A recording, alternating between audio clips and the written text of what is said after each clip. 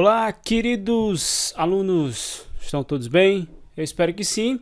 Vamos dar continuidade aqui nas nossas funções oxigenadas. Para quem não me conhece, eu sou o Jason Brown e nós vamos falar agora nesta aula sobre as funções aldeídos, cetonas e éter. Vamos lá.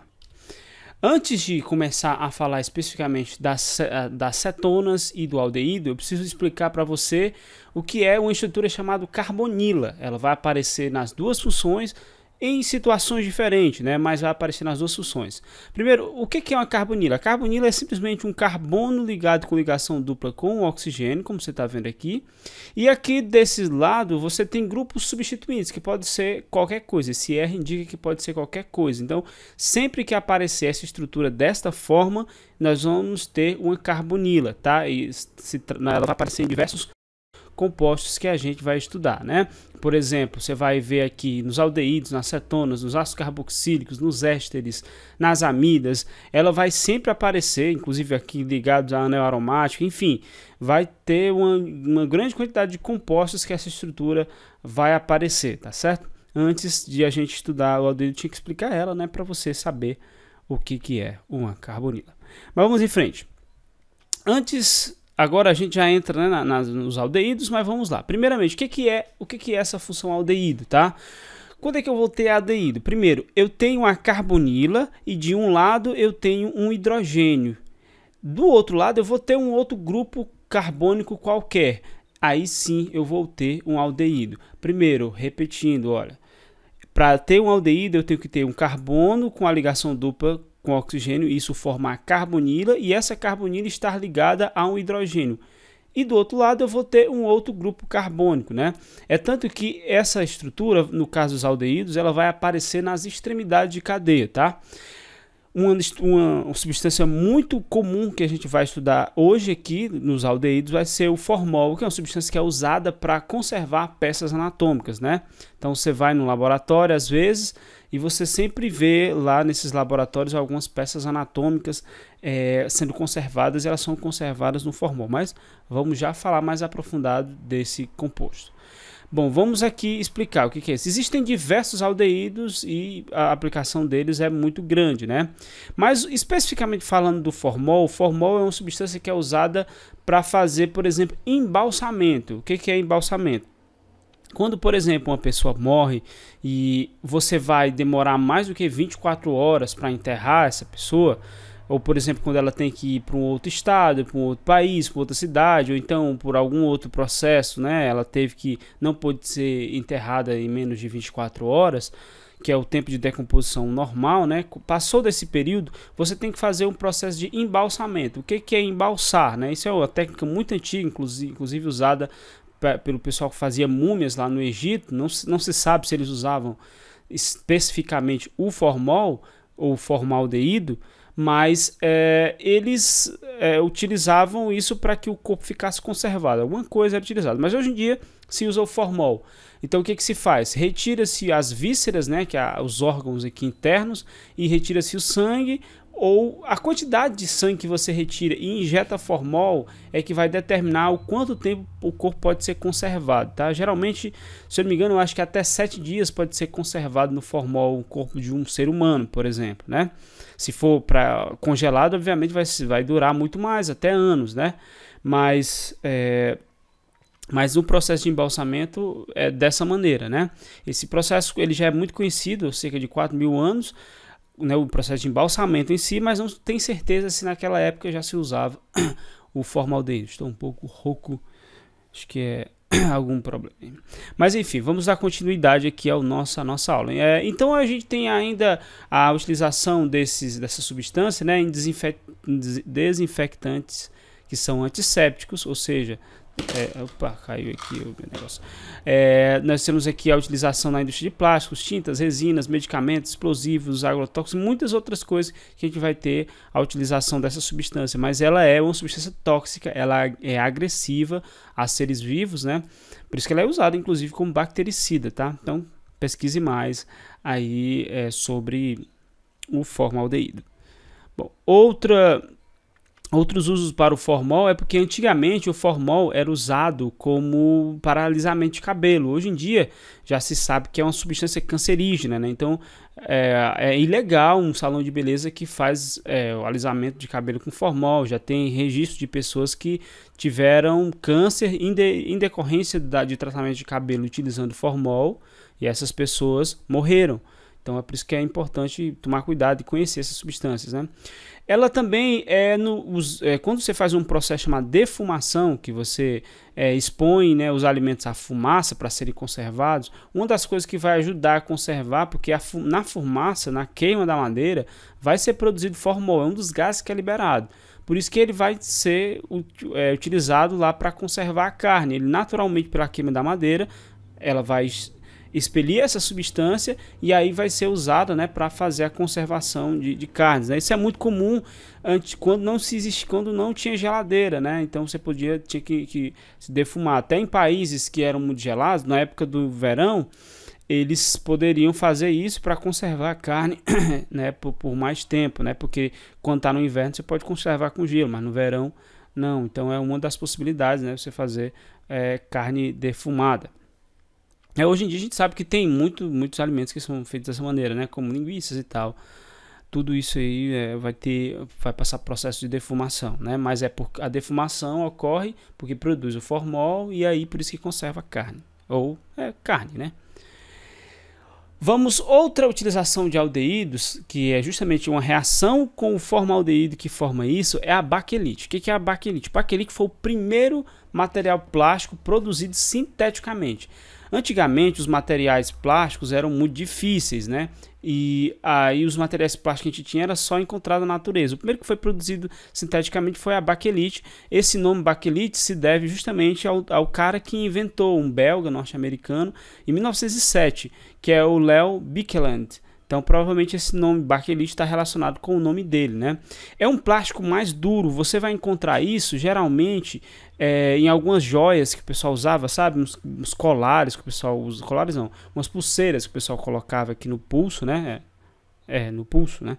E aí era um plástico mais duro, né? Então ele é mais difícil de encontrar hoje. Antigamente também se usava a baquelite, por exemplo, no botãozinho que você liga a lâmpada, lá no interruptor da lâmpada, né? Porque ele é um plásticozinho mais duro e ele à noite tem um certo brilhozinho. Isso facilitava, né?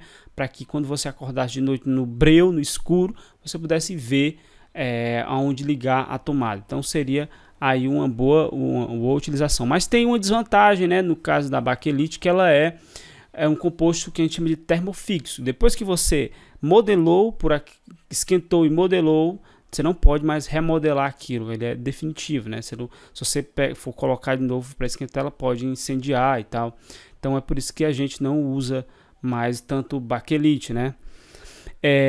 Ou antigamente também se usava isso em carcaças de telefones antigos. Você vai encontrar esse plástico, é um plástico mais duro, mais seco, então você vai encontrar. Vamos seguir em frente, já vamos falar sobre a nomenclatura dos aldeídos. Os aldeídos, eles vão utilizar o sufixo -al. A forma de dar o nome deles é muito parecida com os dos outros compostos. Então observe esse composto aqui, ele tem 2 carbonos, né? Se ele tem 2 carbonos, o prefixo para ele é -et. Sendo -et, se você reparar entre esses 2 carbonos, não tem ligação dupla, só tem uma ligação simples. Então o nosso radical vai ser -an. E como ele é um aldeído, a terminação vai ser -al, e por isso que o nome desse composto é etanal. Esse aqui é a forma estrutural completa, esse aqui é a forma estrutural condensada e essa aqui também, né, para facilitar a sua compreensão. Isso aqui também é outra substância, por exemplo, esse aqui é o metanal, que é o que forma o formaldeído, né? Ele é um composto que tem um carbono, por isso que o prefixo dele é met e o nome fica metanal. Já o outro aqui é o etanal, que é o mesmo aqui, tá? E ele tem 2 carbonos, tá? Vamos em frente. Agora a gente já vai falar das cetonas, olha só. Foi rápido, né? Mas eu recomendo que, se você não entendeu, você volte aí no vídeo com calma, reveja. Se esse vídeo ficar muito longo, você também pode ver passo a passo, né? Com calma, né? Se fosse com certeza, se fosse aí uma live de Jorge Mateus, você ia ver isso aí por 5 horas, né? Mas como é uma videoaula, você acha chato, né? 15 minutos, né? Mas enfim, não sei quanto tempo vai ficar. Mas veja. Bom, então vamos para cetonas. As cetonas, ao contrário dos aldeídos, você vai encontrar grupos carbônicos nos dois lados da ligação. Repare um detalhe importante. Aqui nós tínhamos, no caso da carbonila, continua a mesma coisa, mas aqui, você lembra que aqui tinha um hidrogênio? Eu vou já colocar a estrutura para comparar, né? Mas os dois grupos contêm a mesma estrutura que é a carbonila, mas aparece de forma diferente. E uma das cetonas mais conhecidas é justamente a acetona. Hoje o pessoal utiliza muito a acetona como removedor de esmalte, né? Mas ele é um solvente de diversos tipos de tinta, tá? Que eu vou colocar aqui para você perceber a diferença. Ó. Repare que na estrutura do aldeído vem o hidrogênio de um lado, já na acetona você vai ter dois grupos carbônicos. Esse R vai indicar que nós temos grupos carbônicos distintos, tá? Distintos, não necessariamente distintos, mas você vai ter grupos carbônicos, tá? Podem ser distintos ou não. Mas aqui no caso do aldeído, um lado obrigatoriamente vem com um hidrogênio. Só tomar uma água aqui, hidratar, porque aqui tá pegando fogo. Bom, o principal composto que a gente estuda quando a gente estuda cetonas é justamente a propanona, que é o que você conhece como acetona. Você vai ver, inclusive, que esse nome propanona se deve ao fato de ter 3 carbonos, como você pode ver aqui na sua estrutura, porque esse negócio aqui aparece bem na hora que eu passo o meu laser aqui em cima. Mas ela é conhecida comercialmente como acetona, é solvente de extração de diversas substâncias, né, porque ela tem uma temperatura de ebulição de 56 graus Celsius. Então você permite colocar e ela evapora rapidamente, né? Por isso que ela é utilizada como solvente para o esmalte de unha, né? Quando ele está com acetona, quando ele está no tubozinho lá, ele está com acetona. Ou algum outro solvente, mas esse solvente que deve ter lá é acetona, né? Aí quando você passa, por que seca na sua unha? Porque essa substância, a acetona, ela vai evaporar. A propanona vai evaporar, porque ela tem temperatura de ebulição baixa, e aí pronto, fica lá coladinho na sua unha. Beleza? Ela também é utilizada na fabricação de sedas, corantes, plásticos, vernizes, então temos aí uma aplicação bem diversa, né? Essa aqui não é a única cetona que a gente vai ver, mas essa aqui é a principal, talvez, né? Lembre-se que essa aqui também é a menor cetona possível, porque ela tem que ter pelo menos 3 carbonos, porque tem a carbonila no centro e tem que ter 2 carbonos do outro lado, né? Bom, existem diversas aplicações para o caso das cetonas, e as cetonas vão ser muito importantes, elas vão aparecer em diversos compostos, né? Elas vão estar presentes em aromatizantes de margarina, não, esse aqui está errado, eu vou consertar isso. Ingredientes aromatizantes de margarinas e perfumes. Ah, não, é isso mesmo, é verdade. Ele é aromatizante para margarinas e também para perfumes. Eu coloquei as coisas, depois esqueci, né? Ela está na na fórmula de medicamentos hipnóticos, né? Que a pessoa fica meio pirada e tal. E está presente também na estrutura do hormônio progesterona, né? Então, o que é o hormônio progesterona? Isso aqui seria o hormônio progesterona, tá? A estrutura completa do hormônio progesterona. Se você reparar, você vai ter o aparecimento aqui de 2 carbonilas, né? Tá aqui uma e tá aqui a outra. Então, tem uma cetona aqui embaixo e uma cetona aqui em cima. Isso aqui, essa progesterona, é um hormônio que dá as características femininas. Ela é produzida nos ovários, tá? Ela é produzida a partir da puberdade na mulher. Vamos aqui em frente, né? Tem um filme atrapalhando aqui. Eu coloquei agora um grupo de vários hormônios que a gente tem aqui. Esses hormônios são chamados hormônios esteroides. Por que são hormônios esteroides? Porque em todos eles aparece essa mesma estrutura de esteroides que nós temos aqui, ó. Todos eles vão ter a mesma coisa.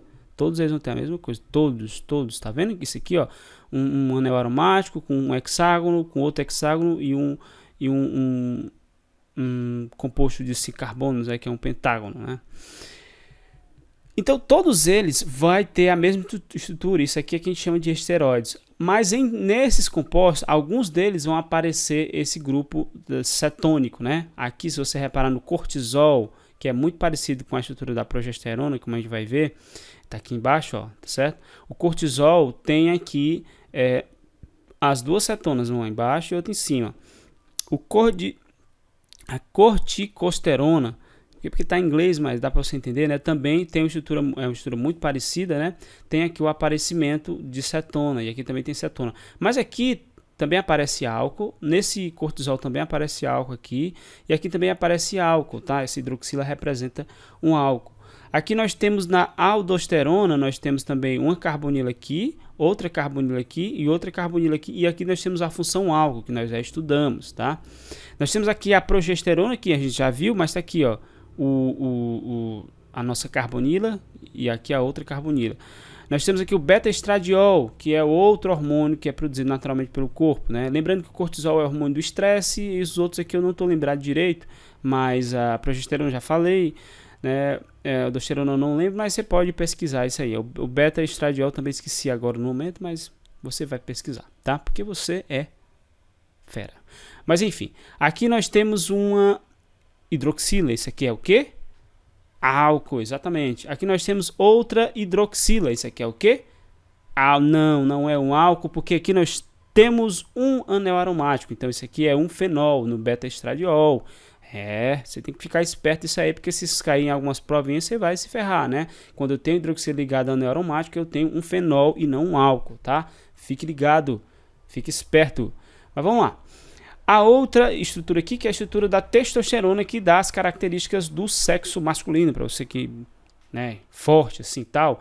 Então, essa estruturazinha aqui, da testosterona, ela tem aqui uma carbonila e aqui do outro lado nós temos a função álcool.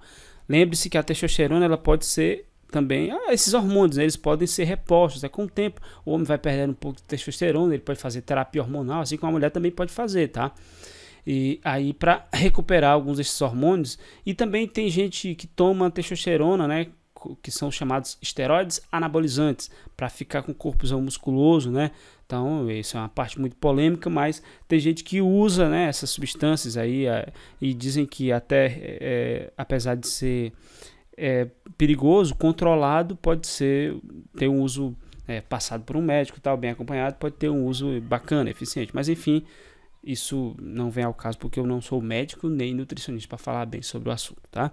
Mas fica aí a dica, você pode pesquisar também. Então tá aqui, todos eles têm essa mesma estrutura que eu falei que é a esteroide, essa estruturazinha aqui, mas aí você vai ter aparecimento de funções como o fenol aqui, a hidroxila, a carbonila aqui, né, das cetonas, enfim, só para mostrar isso.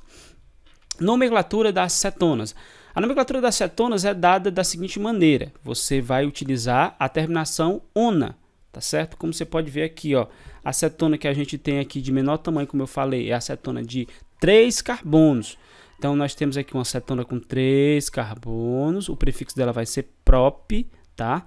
E aqui nós temos uma outra informação importante: entre os carbonos não tem ligação dupla, só simples. Mas aqui não tem uma ligação dupla. Mas ela é entre um carbono e um oxigênio, não entra na nossa regras de nomenclatura nesse caso aqui, né? Essas ligações duplas aqui vão dar essas ligações simples vão dar o radical an.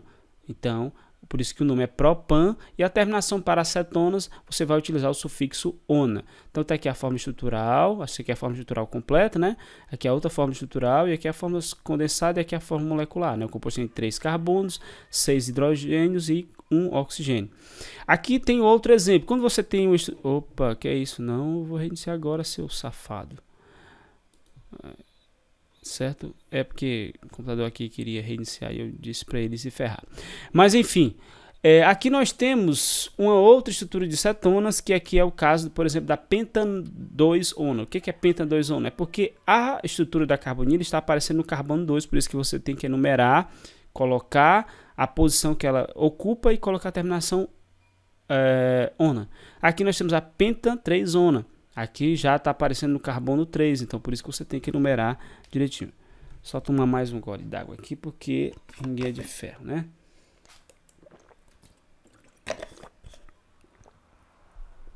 Então vamos dar continuidade. Bom, falei assim com a voz de locutor. Mas enfim, acho que esse negócio, essa quarentena aqui, eu estou ficando meio louco, né? Falando só. Mas vamos lá. Fale comigo. Mande-me mensagem. Não, claro, brincadeira. Olha, vamos continuar a aula aqui, que senão o negócio vai ficar sério aqui. Vamos para a função éter. Éter é um tipo de função orgânica que nós vamos ter essa estruturazinha aqui, ó. Um oxigênio aparecendo. Eu fui falar besteira, agora eu tô querendo rir sozinho. Fico imaginando quando a gente tá em sala de aula, sabe, brincando com vocês, mas é isso mesmo. Olha, aqui eu tenho o éter, um heteroátomo, aparecendo aqui, né? Quer dizer que ele é um átomo que aparece entre carbonos, tá? Ficando sério agora, hein? Aí, aqui nós temos um grupo carbônico e aqui outro grupo carbônico. Que cara idiota. Mas vamos lá. O éter, na verdade, é uma função orgânica que ela tem diversos usos, como a gente vai ver, mas ela é muito difundida, tá? E é muito fácil, às vezes, você confundir pela forma como eles colocam nas provas e tal, principalmente prova de Enem. Então você tem que ficar esperto, porque quando o oxigênio aparece como heteroátomo, vai ser um éter, tá? Antigamente se usava para limpeza de hospital, por isso que você sentia aquele cheiro muito forte de hospital. Hoje em dia ainda se usa, né? Segundo o meu colega Pado, ainda se usa, mas ele já é misturado com outras substâncias e tal, porque ele é uma substância antisséptica. Como é que ele era usado? O principal éter que a gente tem aqui de informação é o éter dietílico. Esse éter dietílico ele era muito usado antigamente em diversas coisas, mas aí descobriram que ele poderia ser utilizado como anestésico. Para quê? Antes de existir anestésico, as cirurgias eram feitas a sangue frio. Supor que você tivesse um problema, desse uma gangrena, como na época da peste negra dava uma gangrena na perna, no braço, enfim. As pessoas tinham que ter aquela parte do corpo amputada. E para ser amputada se utilizava nada, isso mesmo, você ia fazer a amputação a sangue frio. Imagine aí como era, né, dolorido. Então, o máximo que você poderia fazer era dar um porre, por exemplo, de vinho na pessoa e a pessoa, né, desmaiar e ainda corria o risco de ter um coma alcoólico, né? E era possível fazer a cirurgia sem ela sentir dor, né? Mas aí depois descobriram o éter, né, e que poderia ser utilizado, né? Primeiramente se utilizou para pequenas cirurgias, né? Porque quando você passa o éter, é tipo como você passa o álcool. Você passa o álcool na pele, você sente aquela sensaçãozinha gelada, né? Por quê? Porque o álcool evapora e retira calor do corpo. Só que o éter, como tem uma temperatura de ebulição menor do que ainda o álcool, ele vai evaporar mais ainda e aí vai, né, retirar mais calor. Você sente aquela sensaçãozinha de frescor, né? E dá uma certa aquela região do corpo ficar anestesiada. E é por isso que ela é utilizada, né, para pequenas cirurgias. Aí depois descobriram que inalando ela poderia causar, né, essa mesma sensação, fazer a pessoa desmaiar e poderia ser utilizada, né, para cirurgias, né? Só que aí, né, com o tempo descobriu-se que essa substância ela era perigosa, porque ela era viciante, né? Ela era tóxica, ela é também inflamável, ela, né, pega fogo, então é perigoso, né, utilizar. Mas hoje em dia nós temos a gente encontra éteres aí em várias situações, tá? Apesar dele não ser usado mais como anestésico, ele é solvente para resinas, óleos, né? Inclusive, como solvente, ele é usado no processo de produção da cocaína, tá? Lá nos povos andinos, eles extraem a folha da coca e usam o éter como solvente para extrair a cocaína, né? Um dos processos lá. E esse é um dos fatores que a cocaína é tão viciante, porque tem éter na estrutura, né? Nós temos aqui o lauril éter sulfato de sódio, que é um desengordurante, tá? Que vai estar na estrutura dos detergentes, shampoos, sabonetes. Isso aqui é o que vai, digamos assim, fazer meio que um polo de ligação entre as duas substâncias, que é a água e a gordura, ou o óleo, tá? Porque, na verdade, é uma substância que tem na sua estrutura uma parte que é apolar e uma parte que é polar. A parte que é apolar vai interagir com a gordura e a parte que é polar vai interagir com a água. É por isso que você pode utilizar para limpeza, tá? Já falei que ele era inflamável, então já está valendo. Olha só, já acabou, nem foi tão longo assim, né? Mas aproveitando aqui para deixar aquela bela dica para você se inscrever no canal, deixar aquele comentário, se tiver dúvida, manda aí a sua dúvida. Nos comentários não, desculpa, aqui embaixo você pode também comentar aí diversas coisas que você quiser, desde que não vá me xingar. Se você me xingar, eu mato você. Tô brincando. Então, assim, por enquanto é isso. Na próxima aula a gente vai estudar sobre os ácidos carboxílicos e os ésteres. Então você já pode aproveitar para ir pesquisar, né, sobre o assunto, estudar, dar uma olhada, dar uma lida, saber o que é de interessante. E aí você pode pesquisar isso na internet, pode ver no seu livro, pode pesquisar no YouTube, tem um monte de material. E a gente se vê na próxima aula. Um grande abraço, fique em paz, fique em casa, com saúde e tome todo cuidado. Take care.